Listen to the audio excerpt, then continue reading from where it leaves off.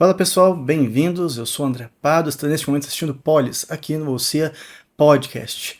E no vídeo de hoje é um vídeo que para mim tem um significado um pouco maior. Nós vamos estar falando de política, mas uma política que é vinculada a uma política pública de assistência social, de desenvolvimento social.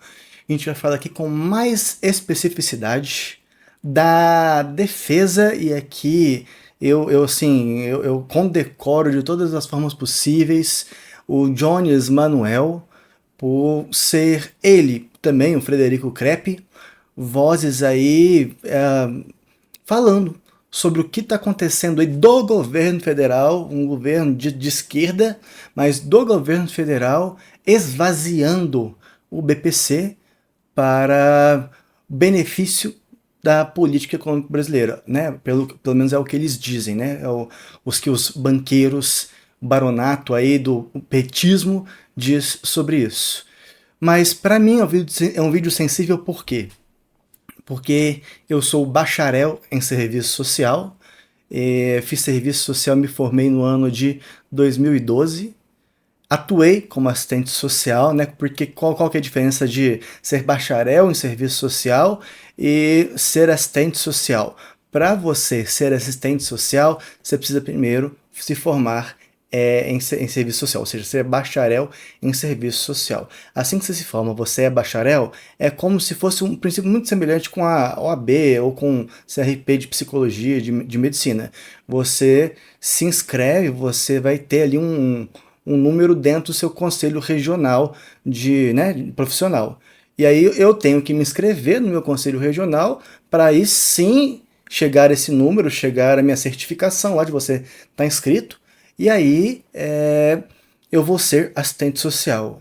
Então eu tive a oportunidade de atuar como assistente social em algumas oportunidades nos últimos 14 anos, né? Mais especificamente, que desde 2020 estou fazendo licenciatura em filosofia. Mas o Jones Manuel, ele fala que está se doutorando em uma área, né, não sei exatamente qual que é o trabalho de doutorado dele, mas que dialoga profundamente com o serviço social, mas eu preferi sair da área e ir para a área da pedagogia, né, nesse caso, para licenciatura em filosofia. Mas eu tive a oportunidade de trabalhar na área da assistência social. E quando eu digo trabalhar na área da assistência social, é trabalhar dentro do Centro de Referência da Assistência Social, CRAS, na Proteção Social Básica, sentado numa cadeira, e a pessoa, né, o usuário dos serviços socioassistenciais, sentada logo na minha frente, para a gente começar ali um diálogo técnico para a gente apurar como é que está a situação de vulnerabilidade social daquela pessoa ou daquela família. E baseado nisso, a gente faz uma série de encaminhamentos para aquela pessoa dentro do que o Estado brasileiro, dentro dos seus entes federados, município, Estado, governo federal, dentro do que eles têm, né, de benefícios socioassistenciais. Na verdade não é benefício, como todo mundo está pintando, né? Eu tenho um pavor muito grande, gente, quando assim, essa galera mais ligada ao PT fala assim: ah, o Lula fez isso aqui, eu sou formado em alguma coisa graças ao Lula e tudo mais. Não é graças ao Lula. Não é graças ao Lula. O Lula não te deu nada. Você está confundindo alhos com bugalhos. O que o Lula fez, e não fez mais que obrigação dele, foi viabilizar para que você tenha alcance a um direito. E mesmo assim ele viabilizou de uma forma extremamente precarizada e não teve um autocuidado para cuidar da progressão, ou seja, do melhoramento daquilo que ele começou a implantar.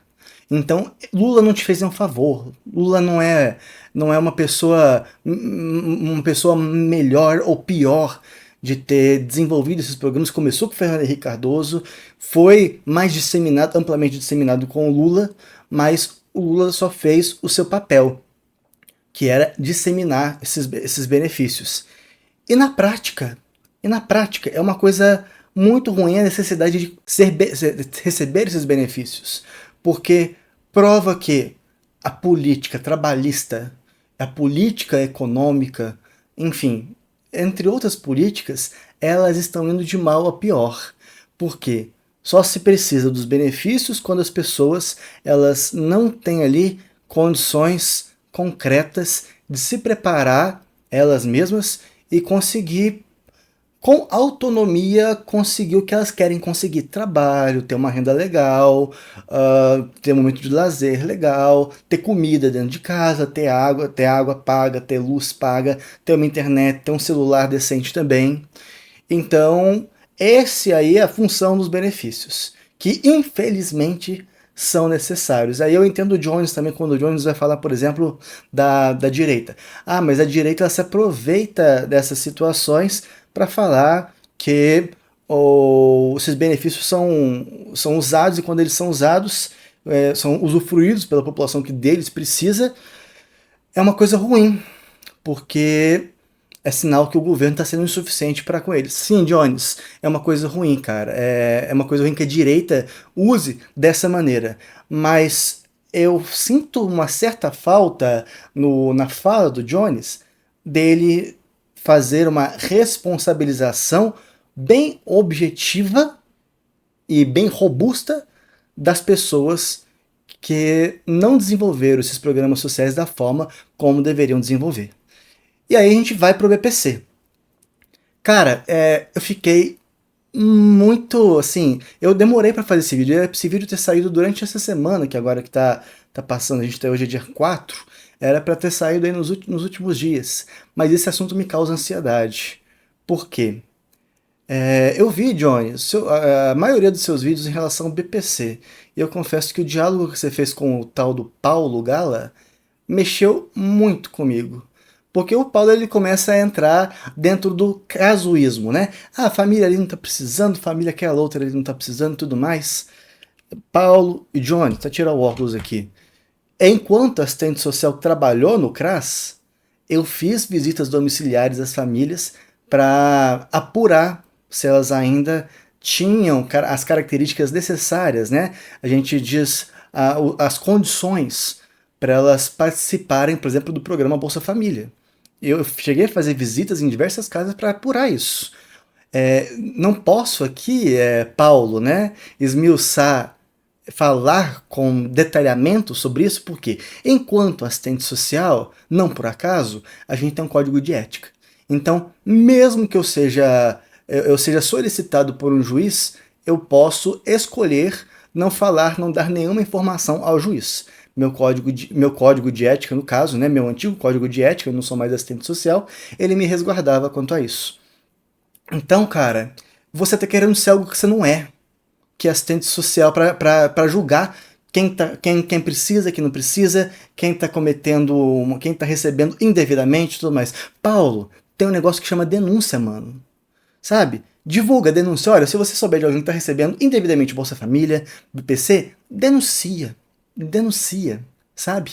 É melhor do que entrar nesse mérito ético da gente pensar que mas aquela pessoa não tá precisando, aquela pessoa tá assim, tem muita, enfim, tem muita coisa errada acontecendo, tem que fazer um pente fino em relação a isso, né? Outros pente finos não se quer fazer, né? Com relação aos bolsa banqueiros aí, tem que dar uma conferida nisso. O Bolsa Banqueiros, inclusive, é um dos últimos vídeos aí do Frederico Crepe, para quem quiser ver. É o Bolsa Banqueiro que, da mesma forma que o governo desenvolveu o Bolsa Família, dá os bolsas banqueiros. Só que é muito mais, né? É desigual o Bolsa Banqueiro para o Bolsa Família. Enfim, né? Eu queria dizer para vocês o seguinte hoje, por que eu saí dessa área da assistência social? Porque eu cansei de sistematicamente ver a responsabilidade pelas dificuldades dos grupos familiares serem unilateralmente focalizados no grupo familiar. O Estado, as outras instituições, têm uma responsabilidade muito pequenininha, sabe? São muito perfeitinhas.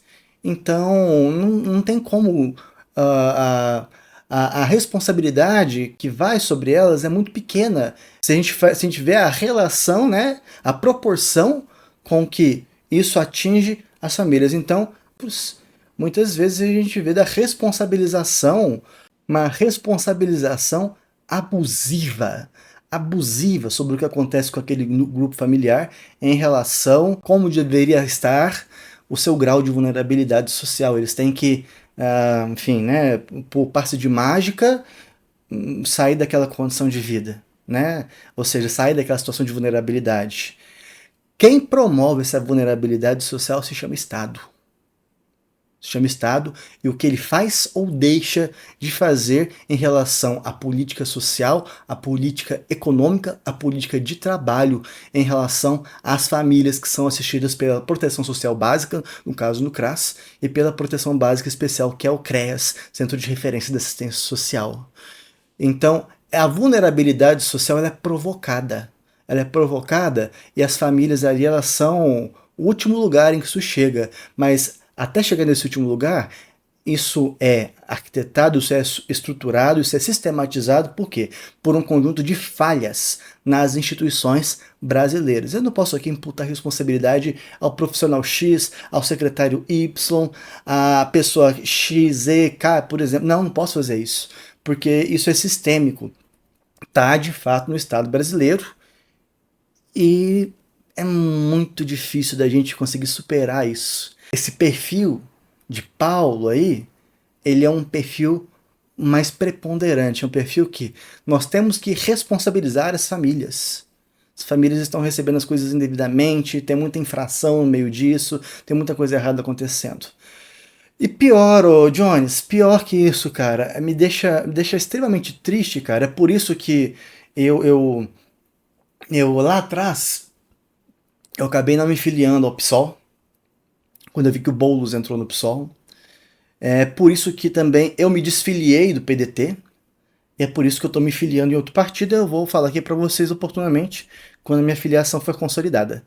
Mas ver, cara, que um petista ele assinou um documento dificultando o acesso ao BPC, vê que, vê que a direita não concordou com isso e travou isso no Congresso, ver que o governo, por ver o desgaste, né, o governo decidiu ir na onda do Congresso e não passar o texto para frente, né? Ver principalmente que o campo progressista, cara, ele está dando condições para que o governo faça coisas assim. Que tipo de condições? Não vou tocar no assunto. Deixa dificultar o BPC, deixa dificultar o que for. Vamos só colocar as notícias positivas, que é um Bolsa Família turbinado, um negócio assim, tudo mais, que não é a solução dos nossos problemas. Um país, quanto mais Bolsa Família, melhor. Não, isso não é solução, isso é um problema. A solução seria um país não precisar de Bolsa Família. A solução seria uma política trabalhista decente, uma política tributária decente, e não o ridículo que a gente está aí vivendo na política brasileira em termos dessas reformas que são só para burguês ver, né? Por isso que foi difícil fazer esse vídeo, porque mexe com ansiedades minhas, de épocas que eu vivi dentro do CRAS. Tenho muito respeito pelos profissionais que eu conheci. Novamente eu repito, eu não imputo uma responsabilidade para as pessoas com quem eu trabalhei. Seria uma irresponsabilidade minha. Eu imputo responsabilidade nisso ao Estado brasileiro e às pessoas que, de alguma forma, desenvolvem toda essa política no Estado. Não adianta se a gente tem uma conferência municipal, uma estadual, aí chega na federal, chega o poder do governo, chega todo mundo, chega aqueles grupos coordenados e do nada o que foi discutido na estadual e na municipal é completamente desvirtuado. Completamente. Não adianta fazer conferência assim para depois todo mundo, todos os ministérios postarem aí nos ministérios, né? E falarem: nossa, o governo participativo, sei lá mais o quê, e a implementação do porco que saiu dos municípios, dos estados e chegou no governo federal. Como é que o Estado, aí sim, os estados, né, na figura exata dos estados, como é que os estados têm acompanhado esse processo ou não têm acompanhado esse processo? Então, isso mexe muito comigo, me deixa bastante nervoso. Por isso que eu escolhi também fazer esse vídeo aqui seco, né? Porque Ver o que o Jones mostrou em relação ao pastor Henrique Vieira, ao deputado José lá do PT, esse acobertamento que o campo progressista faz, a desconstrução da proteção social brasileira. O Jones ele é muito, ele é muito, sabe, bondoso. Mas, o Jones, não tem outro nome pra gente chamar não, cara. É um governo, é um partido neoliberal. É um partido neoliberal. E, infelizmente, forças muito qualificadas, forças muito técnicas, pessoas técnicas e qualificadas estão pura e simplesmente deixando os probleminha de lado e tentando melhorar o currículo, sabe? Participando, melhorar o currículo, melhorar as condições financeiras de vida, e tão pura e simplesmente parando de olhar para esses aspectos de desmonte, sem criticar o governo Lula e mais, fazendo o papelão, cara, que tá acontecendo com você aí, né? Você tá sendo agredido praticamente, você tá sendo achincalhado aí por algumas réstias, uns restos aí, né?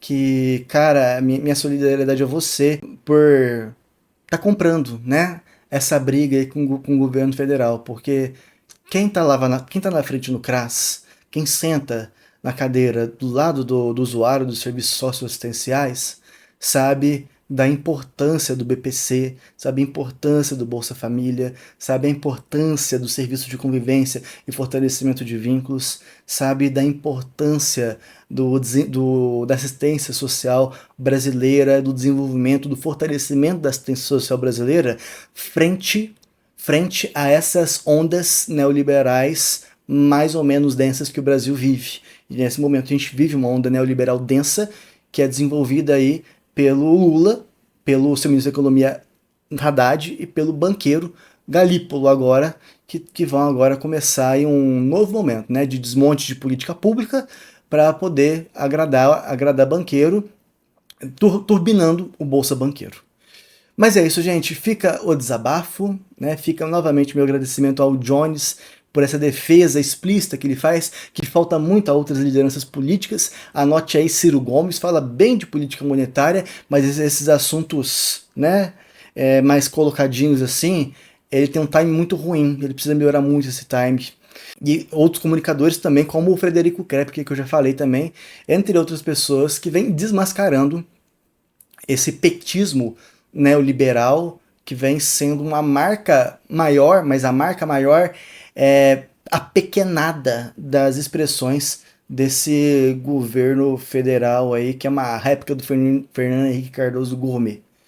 Gente, era isso no nosso vídeo de hoje. Agradeço a paciência de vocês, foi um pequeno desabafo. A gente volta aí nos próximos vídeos que virão. Aquele abraço.